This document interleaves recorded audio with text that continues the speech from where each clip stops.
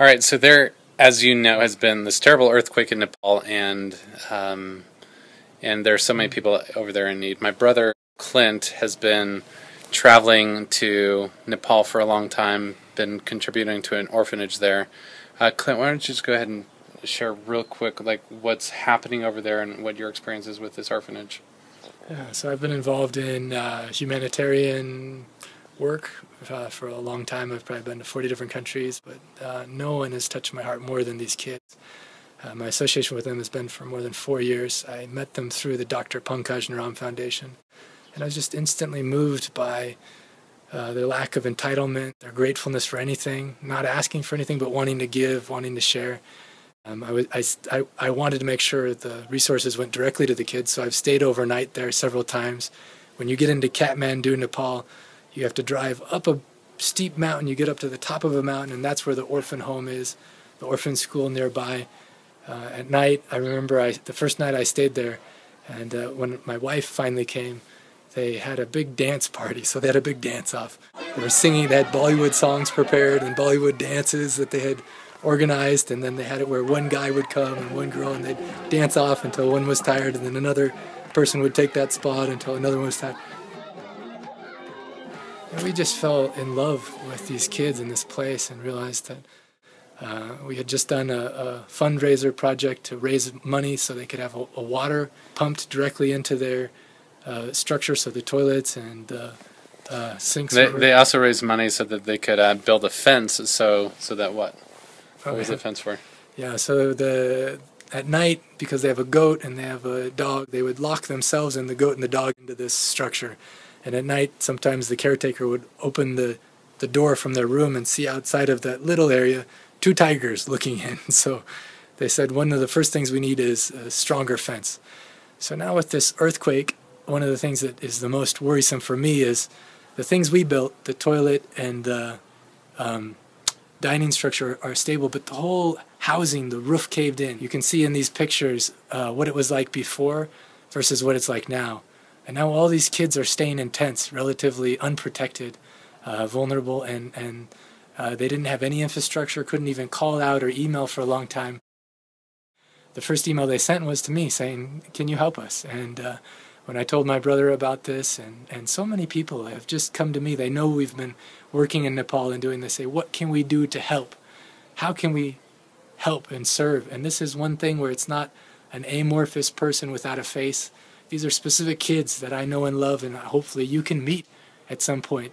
Faces that just are full of love and childlike wonder. And when I first went there, I remember one of the kids approached me. He says, "You know, Clint, sometimes when volunteers come, they bring us soccer balls or basketballs, but what I really want is I want someone to teach me math." And that same kid, from last time to this time, he taught himself how to play guitar. And this time when I was there, Mother's Day is coming up. Maybe you're even watching this on Mother's Day. And he played a song. He says, "This is a song I wrote in love of my mother that I don't have with me anymore." Most of us don't have our mothers, but this is a song about the love of mother and how much that love still means to us. So these are the kids that are now in tents and asking for help and needing our love and support. And so there's several ways in which we can help. Yeah, that's so beautiful. And for me, when Clint was sharing with me this and sent me these pictures, like, it touched my heart in a very deep way, where I realized I take so much for granted living in a country where I've never had to miss a meal. I've always had a roof over my head, and I am blessed with an amazing family. And yet there's so many people in the world, these kids included, that are really suffering right now. And I know that I can do something. And so when Clint shared with me this, we're like, let's see what we can do. Let's see what they need. Let's see how we can support them. Let's see if we can really create a miracle here. So Clint, what is it that they need in terms of the estimated repairs that need to be done so that they can get their life back in order, back in some form of stability? What is it that they're needing most right now? Yeah, well, I mean, everything is a need right now. There's some help, like Red Cross provided the tents. Some individuals have provided food, but it's temporary. Most important thing is when you have a temporary structure, sanitation is a big question. Having a good, safe place for these kids to stay. is a big question. So when I talk to my local contacts who have been so amazing, and they're even donating their own time and money. They're not skimming some off the top. 100% goes to the kids. When I say realistically, how much will it take? How much do we need to raise?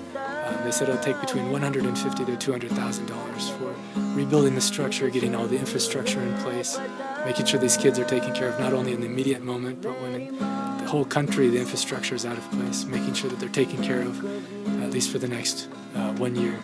So this is what we're working towards, and we have many. I like, Gerald, he teaches me about fun. So we emphasize the fun in fundraiser. So it's not only a project that can really make a difference, but we want to have an enjoyable time while we're doing it. And so on the 15th, we have an event planned. Between now and then, right now at this link that you see, you can donate immediately. There's many things. I'd say involve your family, involve your kids. It's a great opportunity to sit down with your kids and say, we have been given so much. Here's some kids that really need our help. What can we do as a family? What can you do? Meri Maa. There's two things in particular. One, caring. It's a financial need. So in this way, contacting businesses to see if they have any value to add. And then sharing. So on Facebook, the easiest thing to do is share this video right now. Share it just generally on your Facebook page, but when you email it directly to someone with a personal message, or you call them on the phone, or you speak to them face to face, it has that much more impact. You can just say, I'm part of a team of people that are helping one specific orphanage that has these needs, and we know the money is going directly to them. We know you can watch this video and see the faces of these kids, and then participating in this event on the 15th, if you're in town, helping organize it. If you're not in Utah, organizing something on your own with your own family, or just contacting your own friends. So once again, let's work together as a team. Let's see how much of an impact we can make. And once again, whatever you can donate from the generosity of your heart, whether it be $50 or $500 or $5,000, whatever. It was actually really sweet. Our mom just donated a big check, and it's amazing to see how many people come together in times of need. And this is a time of need, and this is the call. This is the invitation for your support. Thank you so much for your generosity. All these details are on helpnepalorphanage.org, where you can get those details. And I just want to emphasize 100% of everything that's donated will go directly to support these kids. Get creative. Thank you so much for your support, and let's create a miracle and see what happens. Yeah, the theme of the event is music, magic, and miracles. I think that's what you're going to experience as you participate. Everyone that I've invited to be involved in this has always said thank you for letting me be a part of this. And that's how I felt to Dr. Neral when he invited me to be a part of this. It's the greatest medicine that I've experienced to be with these kids. So I'm excited for your participation and looking forward to what we can do together.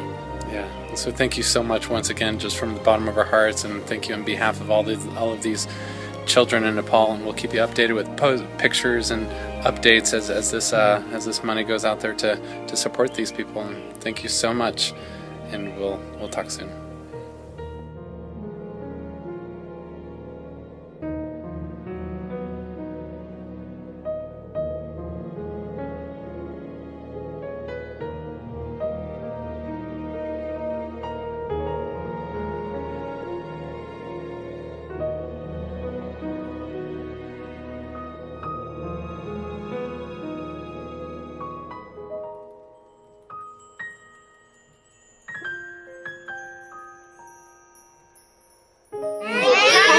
Thank you, thank you, thank you, thank you, thank you, thank you, thank you, thank you, sir.